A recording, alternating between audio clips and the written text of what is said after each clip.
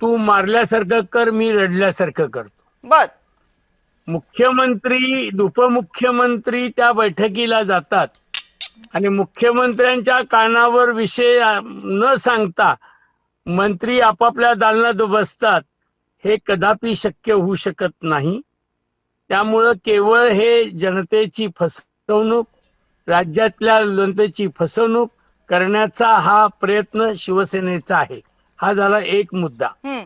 दुसरा मुद्दा मी महत्वाचा सांगतो आपल्याला, की भारतीय जनता पार्टीची सवय आहे आपल्या बरोबर आलेले मित्र पक्ष कसे गळले जातील, कसे त्यांची चिरफाड होईल, आगामी काळात कसे ते मृत्युमुखी पडतील आणि त्यांचा पक्ष संपेल.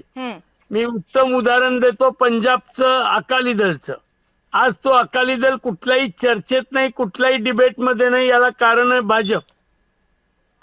लोकसभेच्या वेळी महाराष्ट्रामध्ये बच्चू कडूंच्या पक्षाला नरेंद्र मोदींनी आमंत्रित केलं, त्यांच्या मिटिंगला गेले, एकत्र लढणार म्हणले. एक शेतकऱ्यांचा प्रश्न विचारल्यावर त्यांना लाथ मारली आणि बाहेर काढलं. मी आपल्याला सांगतो की अनेक वर्षापासून भारतीय जनता पार्टीची चाल होती की उद्धव ठाकरे किंवा शिवसेनेला संपवण्याची. एकनाथ शिंदेसारखा माणूस त्याला बळी पडलेला आहे. एकनाथ शिंदेच्या आणि त्यांच्या लोकांना असं वाटतंय की आता आपण सत्तेत आहोत, बरं आहे, 4-5 वर्षानंतर केव्हा तरी त्यांना सद्गती येईल आणि ते घरात कसे फरफडत गेलेल्याचं उत्तम उदाहरण दिसेल.